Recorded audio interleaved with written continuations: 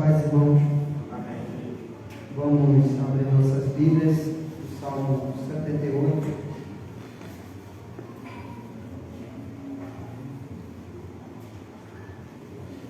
Salmo número 78.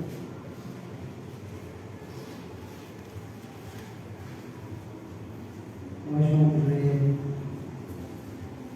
especialmente no versículo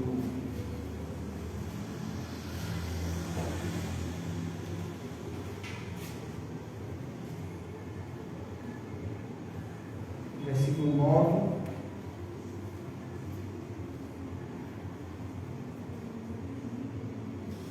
a partir do versículo 9,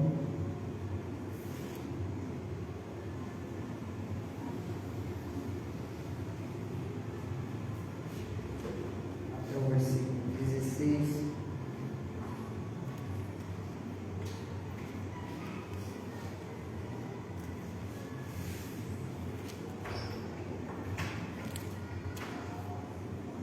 Os filhos de Efraim, embora armados e arco, bateram em retirada no dia do combate.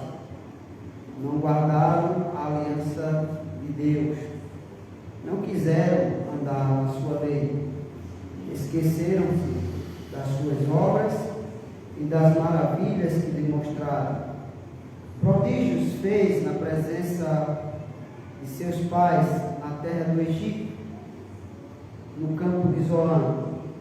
Dividiu o mar e fez-o seguir, apurou as águas como um dique, guiou-os de dia com a nuvem e durante a noite com um clarão de fogo. No deserto fendeu rochas e lhes deu a beber abundantemente como de abismos.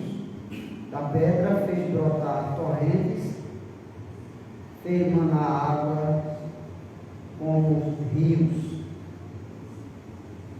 Vamos um pouquinho mais adiante. Mas ainda assim prosseguiram em pecar contra ele e se rebelaram no deserto contra o Altíssimo. Tentaram a Deus no seu coração, pedindo alimento como que lhe fosse do gosto. Falaram contra Deus, dizendo: pode acaso Deus preparar-nos mesa no deserto? Com efeito, feriu ele a rocha e dela manaram águas, transbordaram os caudais. Pode ele dar-nos pão também? Ou fornecer carne para o seu povo?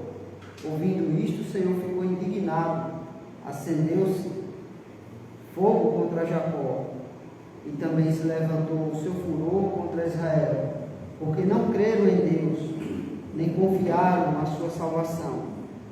Nada obstante, ordenou as alturas e abriu as portas do céu, e fez chover maná sobre eles para alimentá-los, e lhes deu cereal do céu.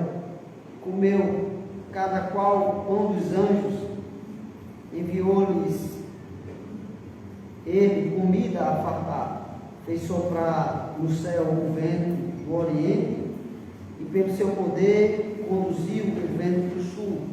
Também fez chover sobre eles carne como poeira, e voláteis como a areia dos mares. Fez-os cair no meio do arraial deles, ao redor de suas tendas. Então comeram e se fartaram a valer, pois lhe fez o que desejavam, porém não reprimiram o apetite. Tinham ainda na boca o alimento, quando se elevou contra eles a ira de Deus, e entre os seus mais robustos semeou a morte, e prostrou os jovens de Israel. Sem embargo disso, continuaram a pecar, e não creram nas suas maravilhas. Por isso ele fez que os seus dias se dissipassem como um sopro, e os seus anos em súbito terror. Quando os fazia morrer, então buscavam arrependidos, procuravam a Deus. Lembravam-se de que Deus era a sua rocha e o Altíssimo o seu Redentor. Lisonjeavam, porém, de boca, com a língua lhe mentiam, porque o coração deles não era firme para com ele, nem foram fiéis à sua aliança. Ele, porém, que é misericordioso, perdoa a iniquidade e não destrói, antes, muitas vezes desvia a sua ira e não dá largas a toda a sua indignação. Lembra-se de que eles são carne, vento que passa e já não volta. Até o versículo 39. Irmãos, vamos nesse momento orar ao nosso Deus e em seguida nós vamos relembrar alguns feitos do Senhor nesse texto. Santíssimo Deus, nós agradecemos o privilégio, a oportunidade de reunidos em Teu nome, poder examinar a Sagrada Escritura, ver os Teus poderosos feitos na história do Teu povo e também, ó Deus, sermos assim exortados a considerar o Senhor, a buscar o Senhor verdadeiramente, dar-nos a Tua graça, em Cristo Jesus. Amém.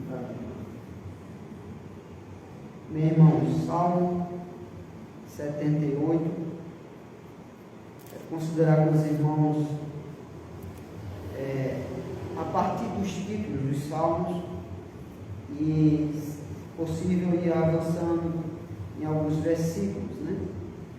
Não sei quantos irmãos já pararam para observar os títulos dos Salmos. Nós já dissemos aqui que esse título, ele não faz parte do texto hebraico. Então, este título, em itálico pequenininho, faz parte do texto hebraico. Em algumas Bíblias, ele já vem ali como parte do primeiro versículo, que quase sempre a gente não lê, né? A maioria das vezes a gente não lê. Por exemplo, a gente vai ler aqui o Salmo 78 e a gente começa com: escutai, povo meu, a minha lei, né?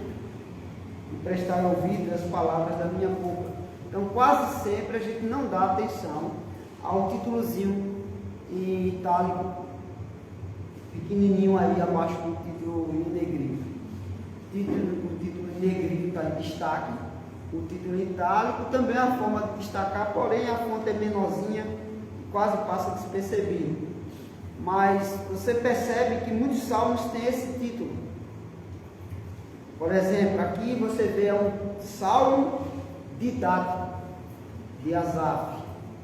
Salmo didático de Asaf. É um salmo que visa o ensino. O ensino através do relembrar os feitos de Deus. Relembrar os feitos de Deus. Esse salmo tem o propósito de relembrar como Deus foi providente na vida do seu povo, agindo com juízo e misericórdia. E aí o texto vai lembrando os feitos de Deus, para que a gente lembre aos nossos filhos, né? Como os versículos que nós lemos a semana passada dizem, né? Para que transmitissem a seus filhos, para transmitir à nova geração os feitos do Senhor, com o propósito de que eles conheçam a Deus e lembrem do que Deus fez na vida dos seus pais, né? E ponham a confiança em Deus, não nos ídolos. O povo de Israel muitas vezes era assediado a abandonar o Senhor por ídolos, abandonar o Senhor por sua cobiça, abandonar o Senhor por seus desejos. Esse salmo, ele é não apenas para ser cantado, mas além de cantado, ele tem o propósito de relembrar através do cântico as maravilhas que o Senhor fez. Vamos ver alguns salmos, alguns títulos, começando aí do Salmo 1. Vamos ver os títulos dos salmos, um exercício assim bem diferente, né? Veja aí, né? Vamos passar aí por todos os títulos, vamos descontar aí o tempo que a gente não leu os títulos dos salmos, vamos ler tudo agora, né? Salmo 1, você vê logo aí no título em cima, livro 1. O livro de salmos, o saltério, 150 salmos, são divididos em 5 livros. Aqui nós temos o primeiro livro 1, Salmo, do 1 ao 41. Está vendo essa informação aqui?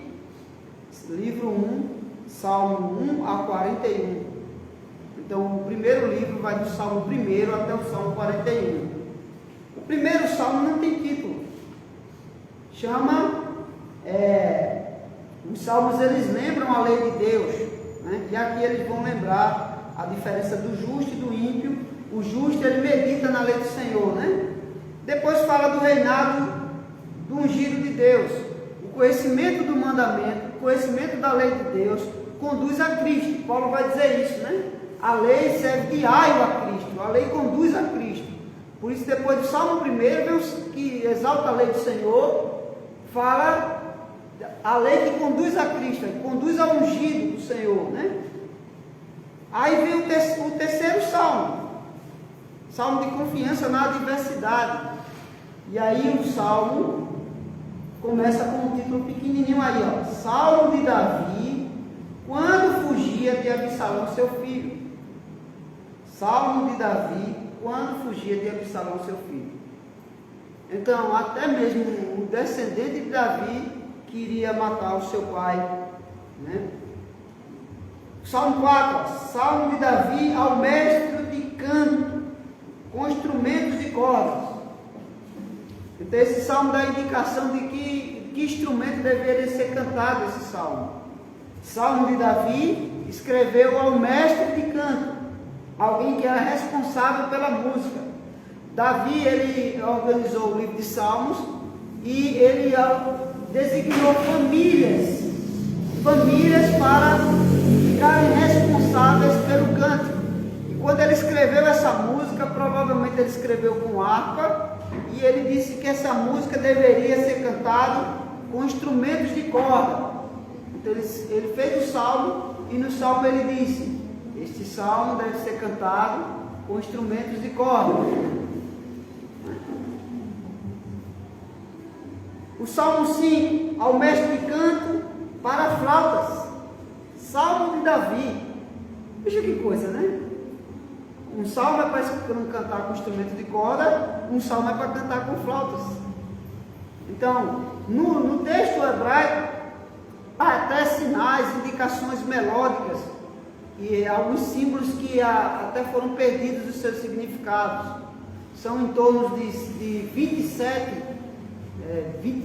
21 a 27 símbolos, pelo menos nos livros poéticos, e alguns símbolos, algumas indicações, alguns sinais, alguns acentos foram perdidos nos seus significados. Então, o salmo, eles tinham alguma indicação de melodia, alguma indicação de pausa e tudo mais, né? Então, aqui o salmo é para ser tocado com flautas. O Salmo 6, ao mestre de canto com instrumentos de corda, de novo, em tom de oitava. Salmo de Davi.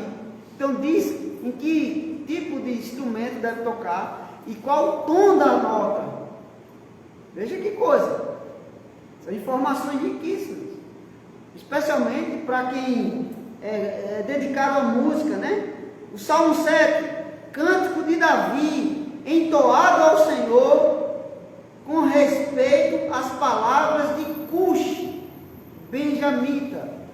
Então a gente precisaria ver o contexto que esse salmo foi escrito, mas aqui já dá uma indicação. Davi fez esse cântico entoado ao Senhor em menção ou com respeito às palavras de Cush, benjamita. E aqui o Cush é um benjamita, né? Da tribo de Benjamim. Ao mestre de canto, Salmo 8. Ao mestre de canto, segundo a melodia, os lagares. Então, esse Salmo 8 não diz só o instrumento que deve ser tocado, a nota, o tom que deve ser tocado, mas ainda diz a melodia. Segundo a melodia, os lagares. Então, havia uma música chamada Os Lagares, e eles tocavam esse salmo segundo os lagares. A Comissão de Saltério, Salmodia do Brasil, ela está fazendo alguns salmos, e tem alguns salmos que tem a melodia dos nossos hinos, do Inário e Novo Cântico, né? E aí tem um salmo, querido. Salmo, imagina escrever assim, salmo para ser cantado segundo a melodia do hino 32, Deus fiel, né? Tem um salmo que a gente canta na melodia do hino 32. Tem um salmo que a gente canta na melodia do hino 350. E por aí vai. Então, Davi fez isso, salmo para ser cantado segundo a melodia, os lagares. Tudo indica que era uma música que tinha um ritmo, porque nos lagares, ninguém cantava os lagares uma música calma. Porque o que é que eles faziam nos lagares? O que eram os lagares? Os lagares eram o lugar onde eles pisavam a uva, né? Então ninguém pisa a uva dizendo assim, vamos pisar a uva, bem, bem lento. Então é um ritmo de marcha, um ritmo para animar, né? Porque os cânticos eles servem para animar e eles servem também para acalmar, né? É por isso que tem cultos que as pessoas cantam muito o hino e sai todo mundo agitado, parecendo umas baratas tontas quando terminou o culto, né? Está todo mundo agitado. Então quem conhece técnica de música diz assim, tem a música que a gente começa com uma música leve, porque ninguém vai começar no ritmo, louvando o Senhor no ritmo frenético, começa no ritmo, aí vai até o ápice, para a igreja ficar animada, aí depois tem que o último hino, normalmente nos meios presbiterianos são 3 hinos na hora do louvor. O primeiro, basicamente, tem que ser mais leve, para começar devagarzinho, ninguém desesperado. O segundo, mais firme. E o terceiro, para acalmar os nervos de novo, porque vai começar a pregação. Porque senão a pessoa está muito agitada na pregação. E se for lento demais, a pessoa está sossegada demais na pregação. Se o louvor for sossegado demais. Então aqui ele dá a indicação de que música, de que melodia eles deveriam cantar. E os lagares, provavelmente, muito provavelmente, era um tipo de cântico em que havia ritmo, em que havia, agitava o povo para o povo cantar mais rápido. O Salmo 9 é o mestre de canto, segundo a melodia, a morte para o filho. Já a morte para o filho, você não canta em tom alegre. Você vê os lagares, mas agora um tom triste, porque ninguém vai cantar a morte de um filho numa melodia animada, né? Então, deve ser numa melodia bem melódica, uma coisa bem triste, porque é a morte de um filho, né? Então, você tem aí, o mestre de canto, segundo as melodias, a morte para o filho. E aqui vem uma dica lá de homilética de pregação. A gente não pode pregar só numa voz só. Numa voz só. Às vezes a gente dá ênfase gritando, falando alto, né? Ou pode dar uma ênfase mais leve. Então, as próprias músicas, elas promovem isso também. Veja aí, o Salmo 10 não tem título, o Salmo 11 tem. Ao mestre de canto, Salmo de Davi. O 12, ao mestre de canto, em tom de oitava. Parece que era um tom que Davi gostava muito, Salmo de Davi, em tom de oitava, né? Tom de oitava de novo, versículo 13, o Salmo 13, ao mestre de canto, Salmo de Davi, ao mestre de canto, Salmo de Davi. E vai o 15, Salmo de Davi, o 16, hino de Davi. E aqui é uma coisa interessante, irmãos.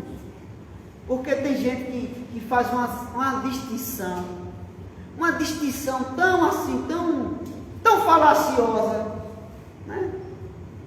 Tão exegética, jogando no texto a interpretação do contexto do nosso dia, para distinguir hinos, salmos e cânticos espirituais, como se o salmo fosse o salmo mesmo, o livro de salmo, e os hinos fossem o hinário novo cântico, ou do hino moderno, e os cânticos fossem os cânticos espirituais, as músicas que são os corinhos avulsos que vão cantar, né? Mas aqui tem um salmo chamado de hino de Davi. Qual a distinção? Uma vez eu perguntei ao meu professor de grego, com base no que Paulo tinha dito aos Efésios, e ele disse, ambos têm estrutura poética, é difícil você precisar, a não ser que se aprofunde, tente se buscar um aprofundamento para ver que distinção é. Aqui é uma música, um salmo chamado de hino. O Salmo 17 é chamado de oração, oração de Davi, uma oração cantada. Eu acho que essa é daquela música, né? A oração de São Francisco cantada, né? Já viram? É bonita, a música é bonita, não vejo nenhum problema teológico na letra. Ó mestre, fazei-me instrumento da vossa paz, né? Então, veja, uma oração de São Francisco, escrita lá para o século XII, lá próxima lá do século XII, cantada, né? num tom muito bonito, uma música muito bonita, né? Temos aí o Salmo 18, agora tem uma indicação bem grande, ó. Ao mestre de canto, Salmo de Davi, servo do Senhor, o qual dirigiu ao Senhor as palavras desse canto, no dia em que o Senhor o livrou de todos os seus inimigos e das mãos de Saul. E ainda diz assim, ele disse, eu amo o Senhor, eu te amo, ó Senhor, força minha. Então você vê que o título aí diz ainda mais assim, ó, ele disse, depois da introdução, ele disse o quê? Eu te amo, ó Senhor, força minha, né? Coisa linda, né? Poesia hebraica, o salmo aí. Veja aí o Salmo 19, título, ao mestre de canto, Salmo de Davi, ao mestre de canto, Salmo de Davi, ao mestre de canto, Salmo de Davi, versículo, Salmo 21. O Salmo 22 diz assim, ao mestre de canto, segundo a melodia corça da manhã. Irmãos, eu queria ouvir essas melodias, sinceramente. A melodia agora é a corça da manhã, né? E outro salmo, um salmista diz assim, quero acordar a alva, despertar e saltério. Então, antes de amanhecer, antes do sol nascer, ele diz, eu quero acordar cedo e amanhecer o dia louvando ao Senhor, quero despertar a alva. E aqui ele ainda diz, a corça da manhã. De repente ele estava alguém estava na varanda de uma casa, sei lá, e de repente viu uma corça de manhãzinha, né? E criou uma música bonita, conhecida na época, e Davi gostava daquela melodia, aquela melodia também se tornou conhecida entre Israel e devia ser uma música de uma melodia conhecida, né? Hoje em dia, muitas bandas brasileiras fazem música com versões internacionais, né? Versões internacionais, né? Então tem muitas, aleluia, né? Aleluia. Tem essa música, é muito conhecida aí, né? Mas tem uma muito também conhecida, que fizeram algumas versões dela, né? E vou até tentar cantar. Pai nosso que está no céu, ouve nossas orações. Já ouvi? Então tem até uma música de um poeta secular que canta, né? É por você que eu canto, né? É assim, né? Essa já é a versão secular. Mas pegaram essa melodia e colocaram numa música, né, que canta o Pai Nosso. E ainda tem outras, né, que falam do amor, não sei o quê. Mas uma melodia conhecida, comum da sociedade. E aqui, Davi, não sabemos se a melodia, a Corça da Manhã, era uma música da cultura popular de Israel, ou da cultura popular da época, ou se era uma melodia usada no templo, uma melodia sagrada. O fato é que ele aproveitou essa melodia e usou no Salmo 22, que fala acerca do sofrimento e vitória do Messias. Então nem deve ser uma música muito triste, nem deve ser uma música agitada demais, e pode até, quem sabe, ter um refrão mais animado, né? A gente fica só imaginando como poderia ser essa melodia, né? Meio melódica, meio alegre, porque o dia estava amanhecendo, o sofrimento do Messias e a vitória do Messias. Então essa alternância entre sofrimento, tristeza e vitória, alegria, talvez pudesse compor uma música que mesclasse esses dois princípios, né? Às vezes a gente tem hinos que tem o refrão é no ritmo, a estrofe é no ritmo, o refrão é em outro, né?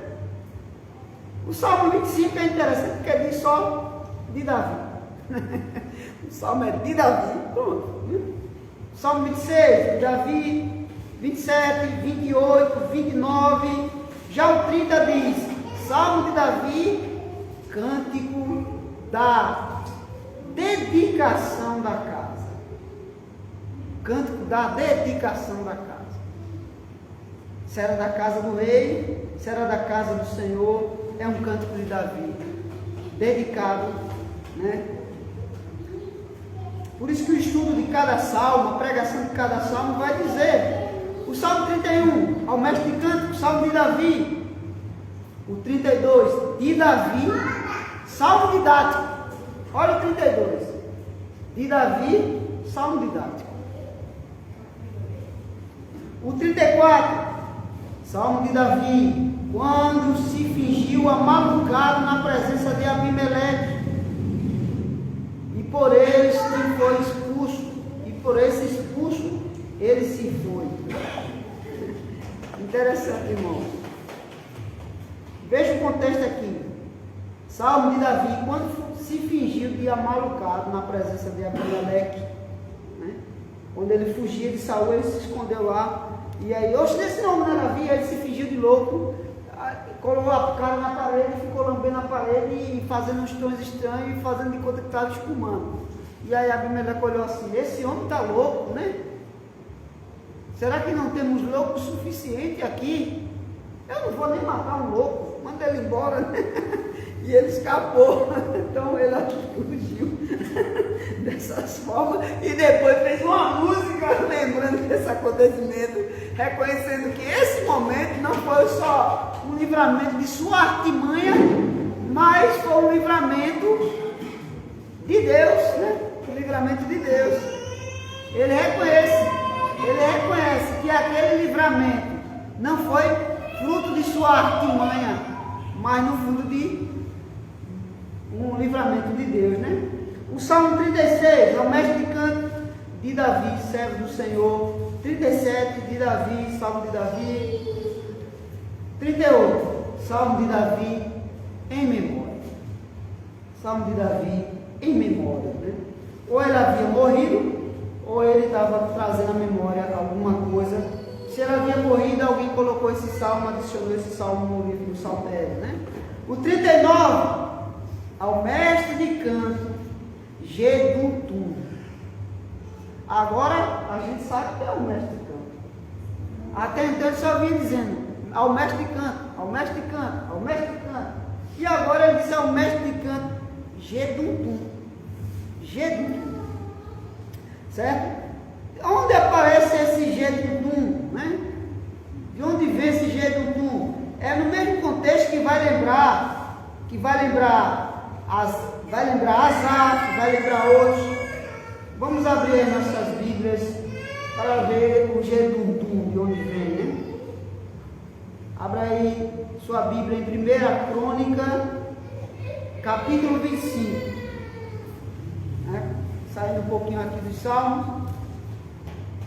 1 Crônica, capítulo 25, versículo 1. Interessante que o título já vai dizer, quando Davi dividiu as famílias, organizou a música, deu funções levíticas, deu funções do exército, designou seus ministros, né, podemos assim dizer. Quando alguém assume um governo, o que é que ele faz? Ele escolhe seus ministros. Ministro da economia, ministro da educação, ministro da saúde, ministro de quê, ministro de quê.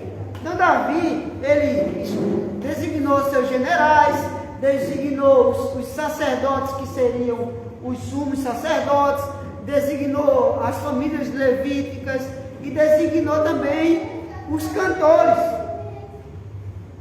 Distribui os generais, os comandantes e também os cantores. E aí o versículo 25, o capítulo 25 vai dizer, Davi, juntamente com os chefes do serviço,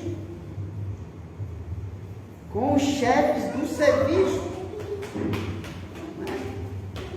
E aqui, o serviço indica aqui o exército, não é simplesmente serviço litúrgico, mas o serviço militar. Com os seus generais, com os chefes do serviço. O serviço aqui é uma palavra que tem... Que interessante que essa palavra, ela vai lembrar aquela de Sebaote, né? Os irmãos já viram a palavra de Sebaote. É a palavra exército, né? Tem o Senhor dos Exércitos, né? E Evad Sebaote é a palavra, né? Evad Sebaote. Então, Sebaote é os chefes militares. Então, quando diz o Senhor dos Exércitos, é Evad ou Adonai de Sebaote. Então, a palavra que ele usa aqui aos chefes do serviço são os chefes do de Sebaote. Os chefes do exército, os chefes militares, né? Ele, junto com esses homens, esses generais, né, ele separou para o ministério. Então, ele designou para o ministério, separou para o ministério, né, para o trabalho, para o serviço, os filhos de Asaf. Está vendo aí? Agora, eles mesmos separaram. Interessante que a tribo de Benjamim sempre estava junto com a tribo de Judá e com a tribo de Levi. E quando a nação dividiu, eles ficaram do mesmo lado. Os militares, os sacerdotes e o rei. Então aqueles já estavam juntos.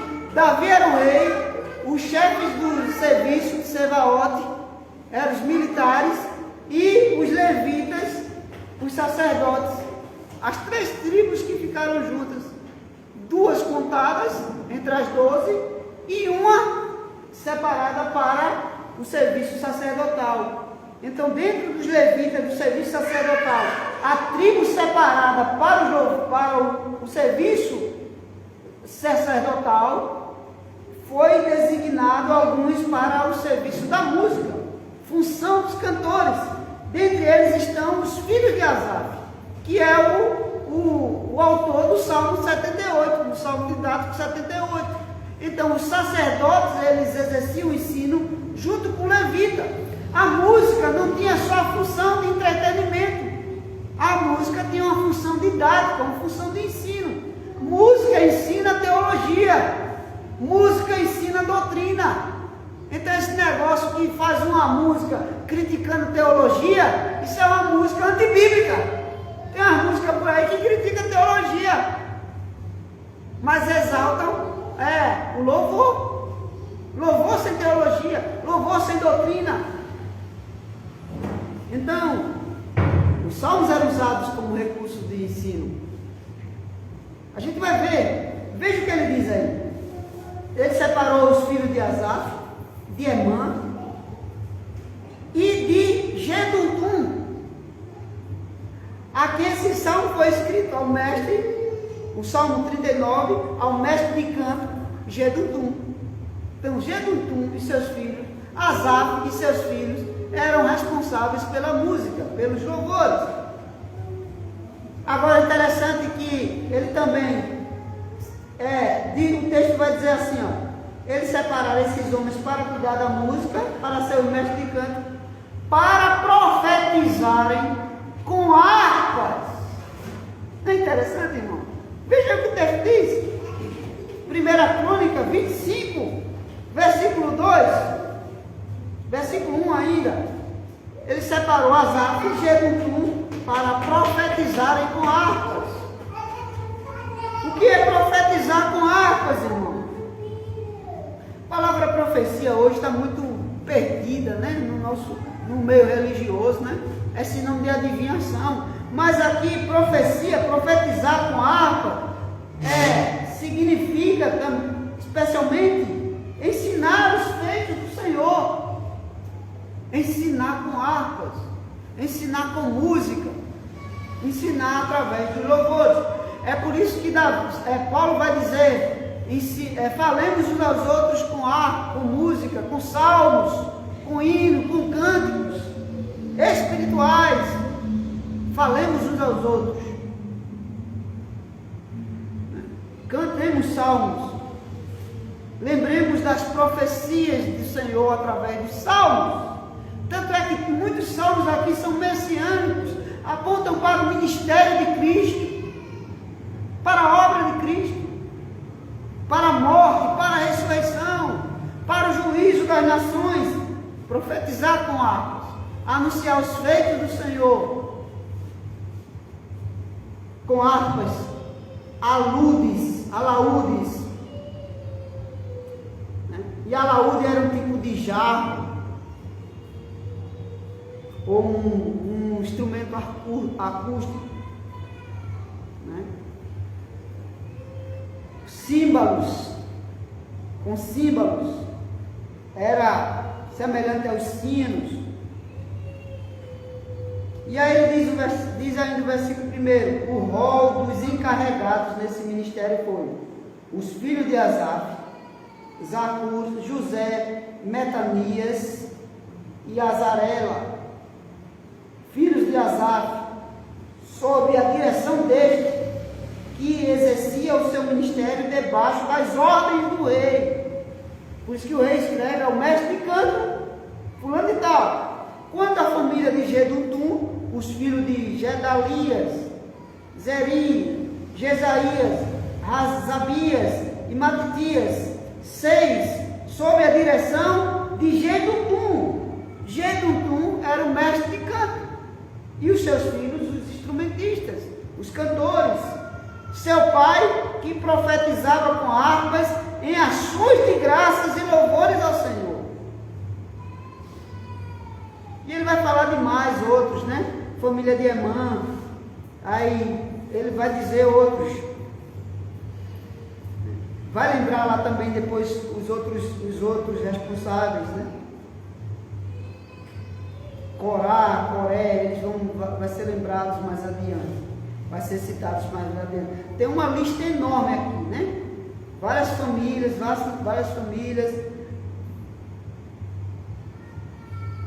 Depois do capítulo 26 vai lembrar dos porteiros, né?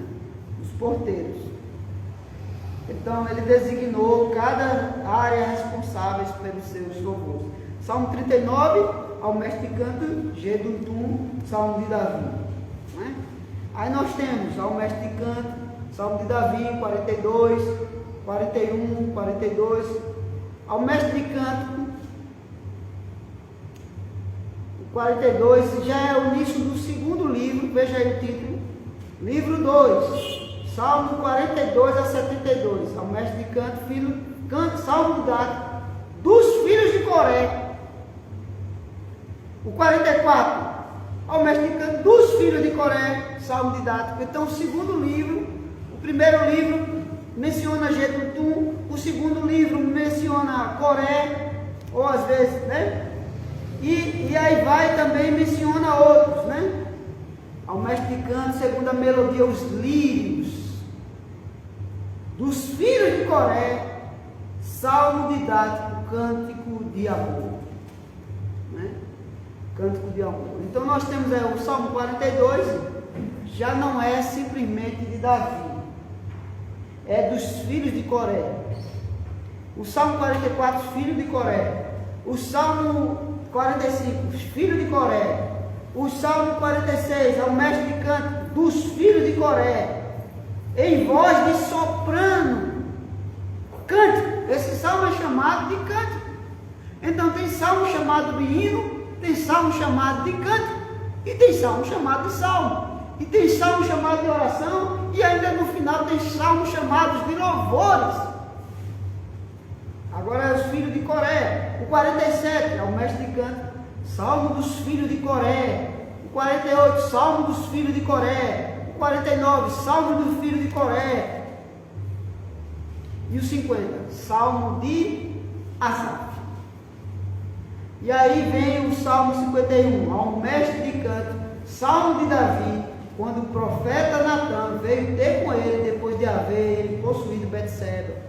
Salmo 52, ao mestre de canto, Salmo de Davi, Salmo didático de Davi, quando Duende, né, um mentiroso, né, edomita, fez saber a Saul que Davi entrara na cidade, na casa de Abimeleque, um Um mentiroso e um traidor, né? Um cabueta, um X9, né? Isso é X9 mesmo que diz. Ele foi e denunciou Davi, né? Então Davi fez um salmo com uma ocasião dessa, né? Mas reconhecendo que Deus é quem o livra e condena o ímpio, né? O Salmo 53 é um mestre de canto, salmo didático de Davi para cítara. Cítara, um instrumento, né? Musical também. Eu acho que é de corda também, a cítara. Instrumento de corda menorzinho, né? É isso, Mateus? Quase parecendo um bandolinzinho, uma coisinha assim, né? Compridinho assim, né? Certo. Então você tem o mestre de canto, salmo didático para instrumentos de cordas de Davi, quando os efeus vieram dizer a Saul: não está Davi homiciado entre nós, né? Escondido entre nós, né? Ao mestre de canto para instrumentos de corda, salmo didático de Davi 55. 56, ao mestre de canto, segunda melodia, a pomba nos terebitos distantes. Oh, que coisa linda, né? As pombas nos terebitos distantes. Hino de Davi, quando os filisteus o prenderam em Gate. Então dá até indicação do contexto histórico, né? 57, é o mestre de canto, segunda melodia, não destruas. Hino de Davi, quando fugia de Saul na caverna. É interessante, até quando eles fugiam de Saul na caverna, ele compôs um hino. Ao mestre de canto, segunda melodia, também não destrua, mesma melodia. Salmo de Davi, hino de Davi. O 59 é o mestre de canto, segunda melodia, não destruas.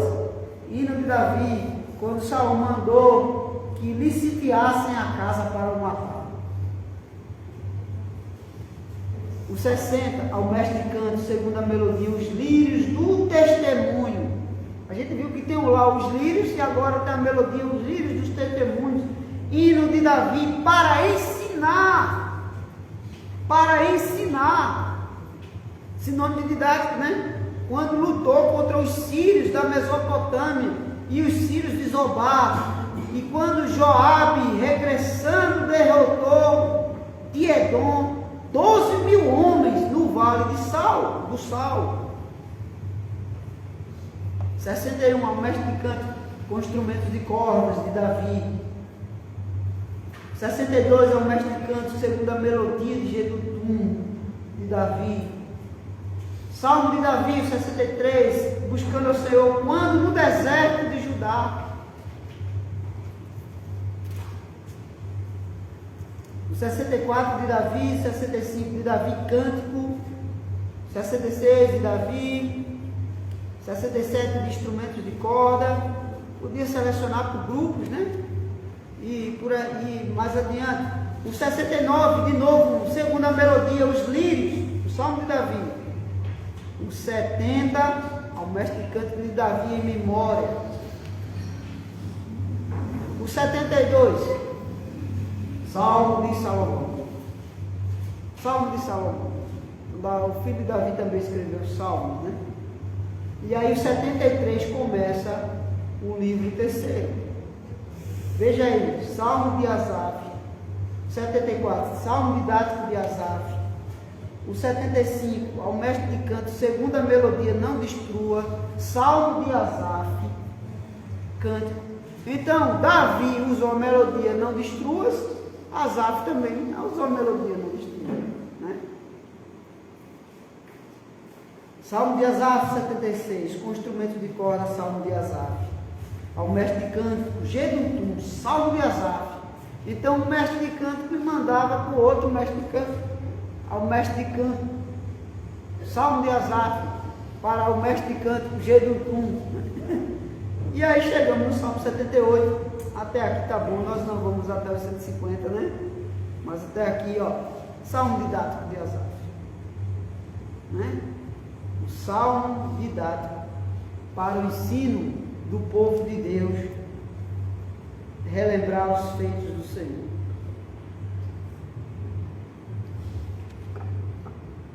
Bem, irmãos, semana passada nós falamos da primeira parte desse salmo, onde nós vimos que devemos nos dedicar ao Senhor, não se esquecer do Senhor e transmitir os feitos do Senhor aos nossos filhos.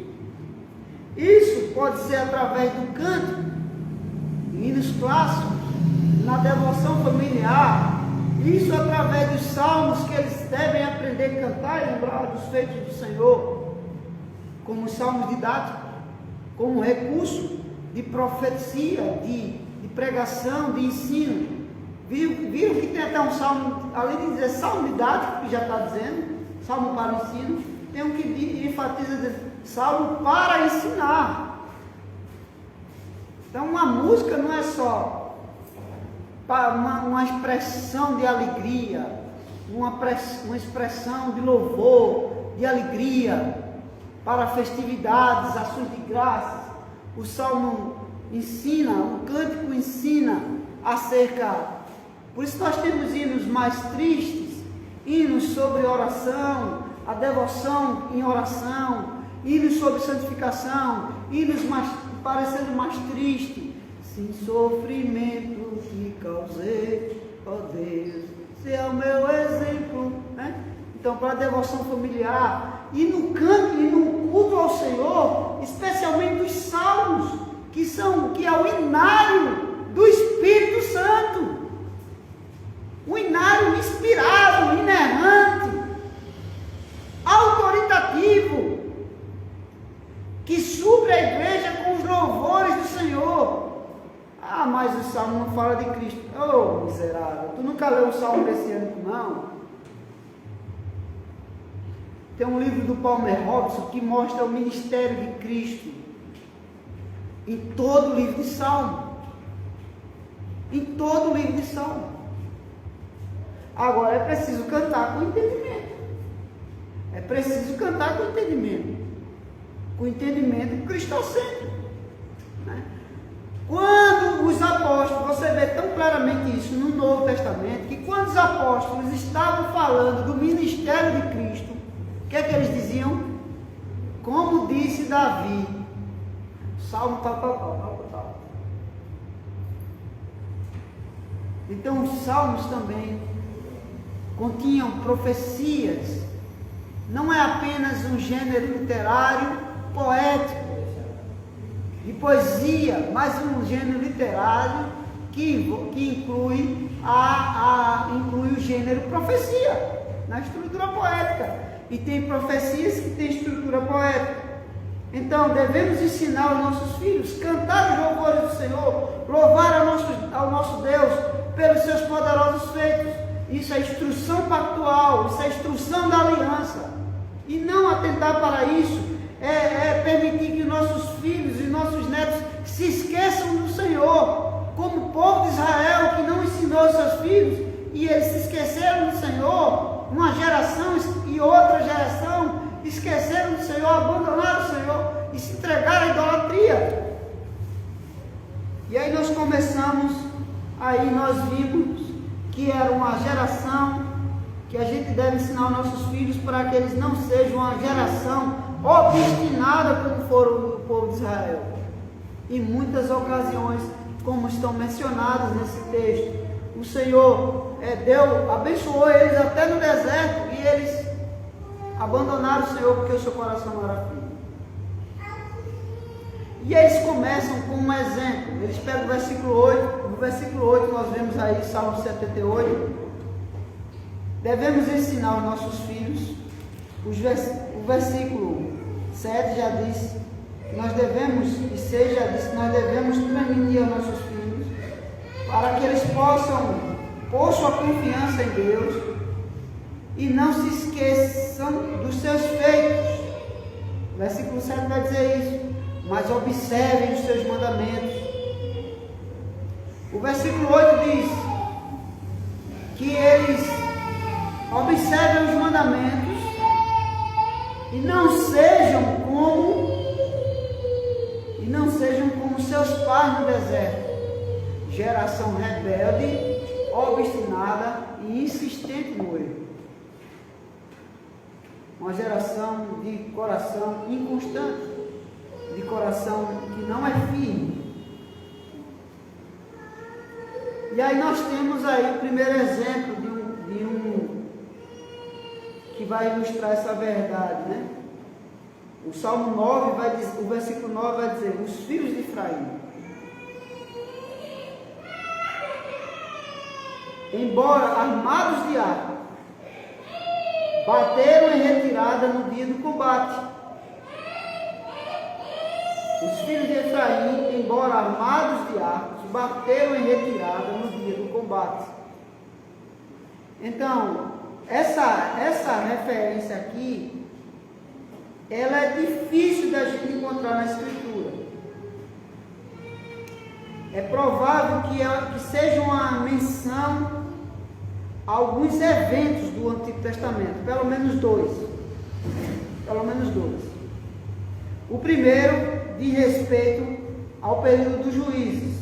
Vamos tentar identificar o contexto desse versículo. O primeiro diz respeito aos juízes, né? Quando eles começaram as batalhas,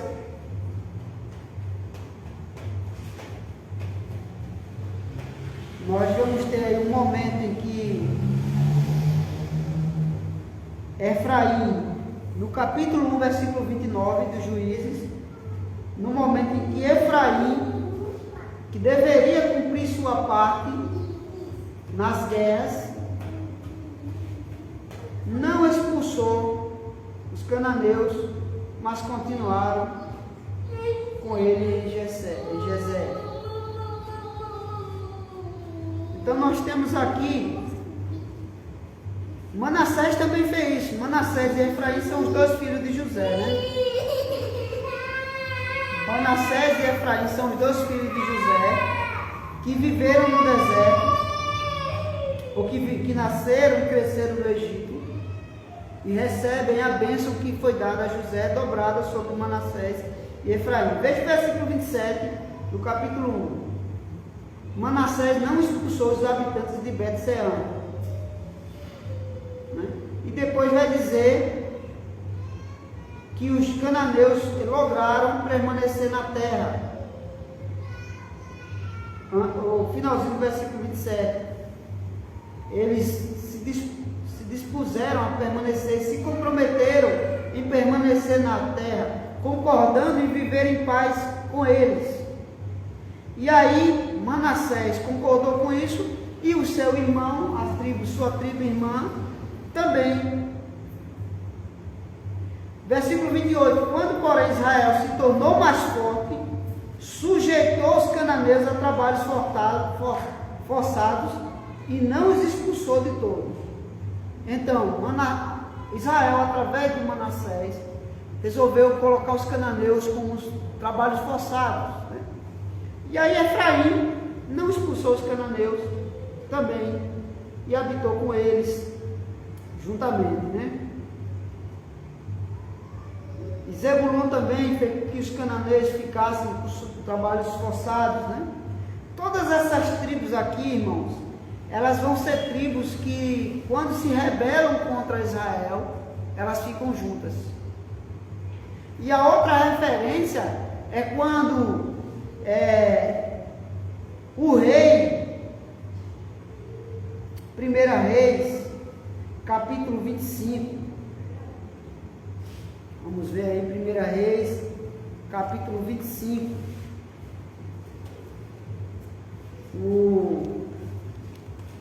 um rei infiel propôs uma divisão. Jeroboão, né? O servo de Salomão. 1 Reis, capítulo 25, Jeroboão, o filho de Salomão.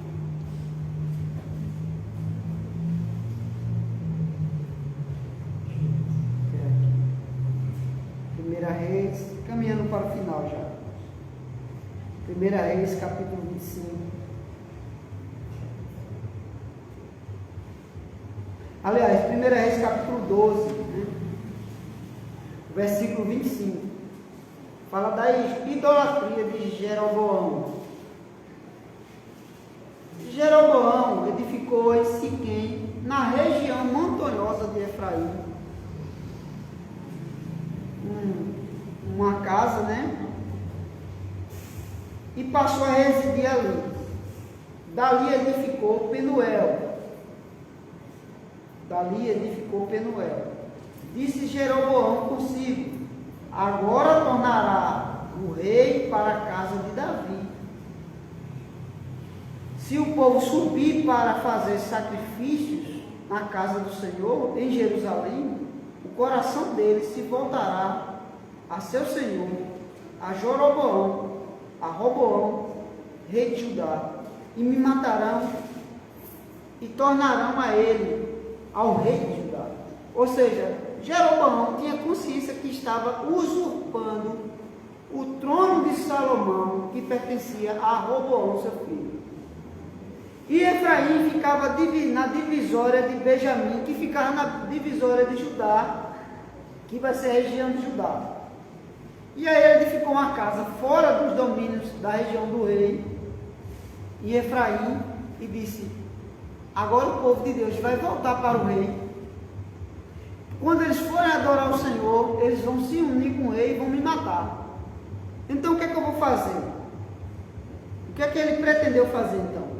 Pelo que o rei, tendo tomado conselho, fez 2 bezerros de ouro e disse ao povo: basta de subires a Jerusalém. Vês aqui teus deuses, ó Israel, que te fizeram subir da terra do Egito, pois um em Betel e o outro em Dan. E isso se tornou em pecado, pois o povo ia até Dan, cada um para adorar o bezerro.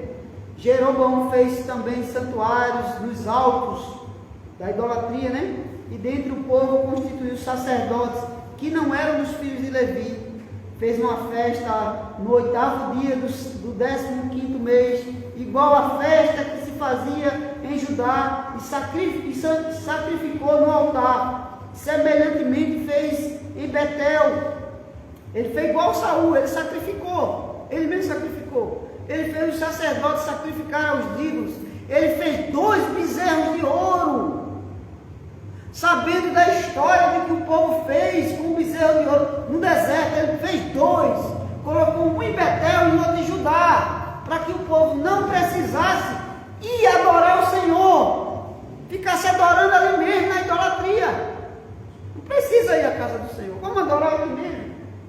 Vamos adorar aqui mesmo, sem esse compromisso religioso todo, sacerdotal, sem a preocupação de cumprir os mandamentos do Senhor. Vamos fazer a adoração do nosso jeito?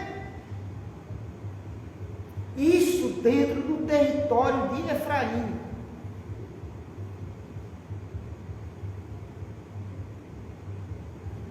Ele fez um altar em Betel e ordenou uma festa para os filhos de Israel. Subiu para queimar incenso aos bezerros de ouro. E aí a menção no Salmo 78 a Efraim, veja, vamos voltar lá para o texto do Salmo 78 de Efraim, para caminhar para o final. Salmo 78, versículo 9. Os filhos de Efraim, embora armados, bateram em retirada no dia do combate. Quando eles deviam combater contra a idolatria, eles não o fizeram. Equipado, feita como a semana passada, às vezes a pessoa está equipada, hermeneuticamente, exegeticamente, mas seu conhecimento teológico é apenas teórico. Ele não combate o ímpio, ele não combate o reino das trevas, ele não combate o erro. Ele está armado com arco, mas o seu arco, como na linguagem do Salmo diz, é um arco enganoso. É um arco enganoso. Você não pode contar com ele no combate da verdade. O Novo Testamento chama-nos a batalharmos pela fé. E às vezes estamos equipados com uma boa teologia, com uma boa hermenêutica, com uma boa exegese, com um bom conhecimento, mas a gente se acovarda diante do erro. Então essa linguagem aqui pode ser tida como literal, mas também pode ser tida como uma linguagem figurada de que Efraim não deveria aceitar, porque Efraim ficava limite com Benjamim. Benjamim é tribo de exército. Efraim deveria ser a extensão desse exército contra os ídolos. Mas eles já amarelaram na guerra contra os cananeus, fazendo acordo entre eles. E agora eles aceitaram a proposta de Reboão para abandonarem o Senhor, e não foram firmes, alinhando-se ao rei e ao exército de Israel, contra os ímpios, contra a idolatria, contra a própria usurpação do trono do rei. Tanto é que Roboão diz: eles vão voltar para o rei e vão sacrificar o Senhor junto com os levitas. Então ele diz: eu vou aqui fazer os sacerdotes. Pela manhã nós falamos um pouco, né, às vezes, ou a semana, durante os estudos sobre liderança, de pessoas que se autodenominam seus próprios sacerdotes. Então eles não seguem um sacerdócio bíblico. Eles criam um sacerdócio para si. Cercam-se de mestres segundo as suas cobiças. Eles não batalham pela fé. Não manejam bem as armas da justiça. Não manejam bem a Escritura como espada do Espírito. Conhece a Escritura, mas na hora de ser firme e batalhar pela verdade, eles se acovardam. Não guardaram. Veja aí, por isso que o versículo 7 vai dar a entender isto. Porque ele diz assim: não guardaram a aliança de Deus, não quiseram andar em sua lei. Então o versículo 10, ele harmoniza com a questão, pelo menos dessas referências históricas, que é as únicas, porque a gente pode ser que encontre algum evento histórico investigando o contexto de quando Efraim, na hora que precisava, fugia da batalha, né? Não guardaram a aliança de Deus, não quiseram andar na sua lei, esqueceram-se das suas obras e das maravilhas que lhe mostrara. Prodígios fez na presença de seus pais, na terra do Egito, no campo de Zoan, mas eles preferiram o bezerro de ouro do deserto. Mesmo vendo os feitos do Senhor, os prodígios, quando proporam o bezerro, Efraim foi o primeiro que abraçou. Está certo, Jeroboão, estamos juntos. Deixa um bezerro aqui, coloca outro lá em Dan, e está tudo resolvido. Ninguém vai passar para o outro lado, para Israel. Seguiram um rei infiel, usurpador do trono, usurpador da linhagem real, usurpador da aliança. E seguiram ele não apenas por ele estar de alguma forma correto, mas seguiram ele encantado pela idolatria, pela proposta idólatra. Veja qual foi a proposta de Roboão, de Jeroboão. Eles vão me abandonar e vão me matar.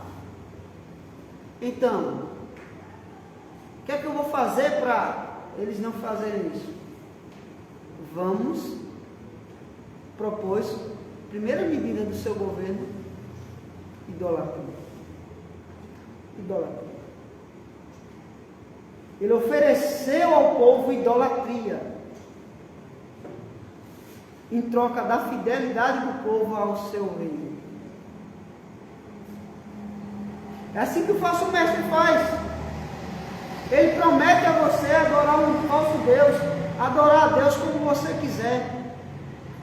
Ele promete a você, ele propõe a você algo que não precise da lei do Senhor.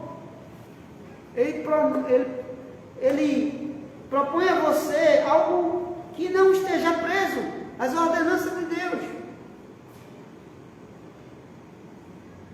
E aí você segue o falso mestre, desconsiderando os feitos do Senhor, registrado na história de Israel, registrado na Escritura, que devemos ensinar. Mas como nós não queremos ensinar, é melhor ouvir o falso mestre do que o verdadeiro mestre nos lembrando de nossas obrigações pactuais. Então, Efraim se esqueceu do Senhor, como seus pais se esqueceram, mesmo vendo os prodígios do Egito, né? E ele vai lembrar alguns feitos do Senhor. Eles perseguiram desobediência. Meus irmãos, que Deus nos dê a graça de não sermos covardes, né? Que sejamos conhecidos por ser bíblicos, não por ser covardes. Né? Que sejamos conhecidos por ser fiéis às Escrituras, haja o que houver. Não de abrir mão da Escritura. Hoje eu vi um fato, né, lamentável na Irlanda, de um professor que foi preso porque o Poder Judiciário lá disse que ele não deveria comparecer à escola. Qual o motivo? Que ele não quis tratar um jovem lá na escola pelo pronome neutro. O jovem não queria ser identificado nem pelo seu sexo. E aí o professor disse: não, você é homem, é menino, é menina, não lembro qual foi o caso específico, mas ele tratou o jovem com o seu pronome correto. Ele, é ele mesmo, ela é ela mesma. E aí o que aconteceu? O diretor denunciou ele e ele foi impedido de comparecer à escola. Ele é contra o aborto, contra o casamento de pessoas do mesmo sexo, e na escola ele fala acerca disso, e na escola ele não quis usar o pronome neutro contra um aluno. Detalhe, essa escola é cristã, administrada e mantida por uma igreja.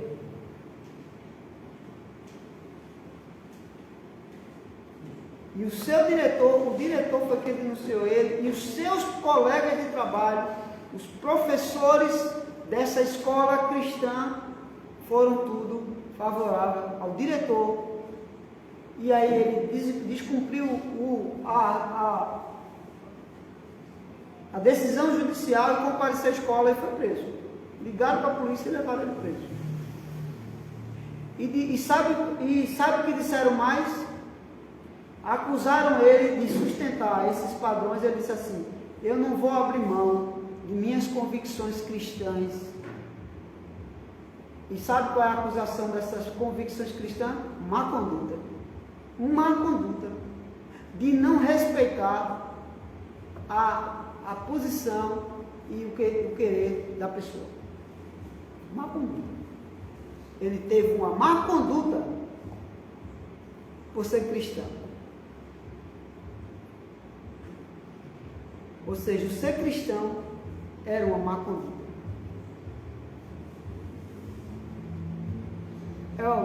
Por isso que na sociedade hoje diz o quê? Um cristão que fala contra essas coisas é homofóbico, é uma má conduta, homofóbico, né?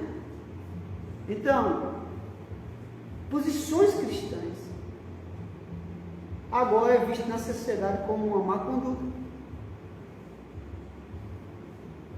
Isso, se a gente não tiver cuidado, isso não vai demorar muito para chegar no Brasil, não. Vai demorar muito. Então, falar contra o pecado é uma má conduta, é uma falta de respeito ao próximo.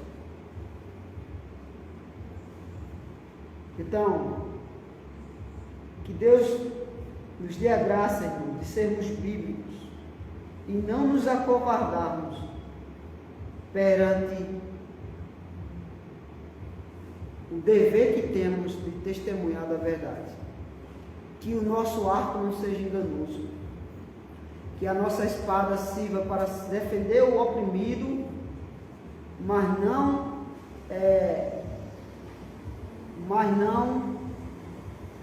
como instrumento de opressão ou de defesa do erro. Nem de instrumento de opressão e nem de instrumento de defesa do erro. Sejamos firmes, defendendo a verdade, batalhando pela verdade, não simplesmente agredindo, mas falando o que deve ser dito da forma que se deve ser dita pela Escritura, né? Nós não podemos nos acovardar diante dos ensinos da Escritura.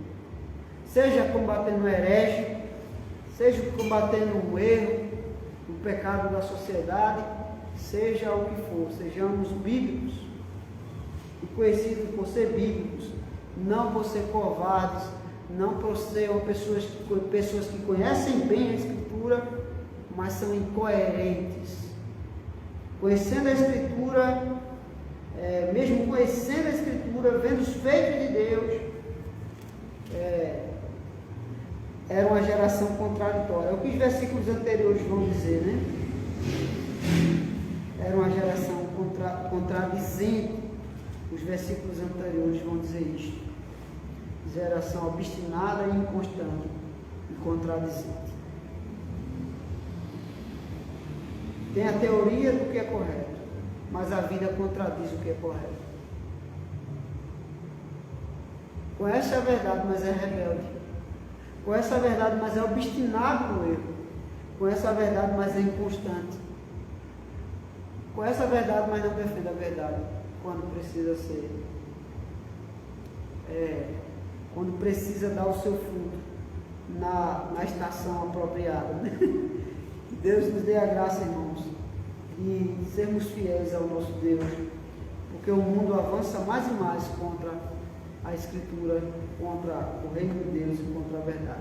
E propondo uma religião idólatra, uma religião paralela à Escritura, e uma religião até mesmo antibíblica, fraternal e harmônica no erro. Aí não dá, né?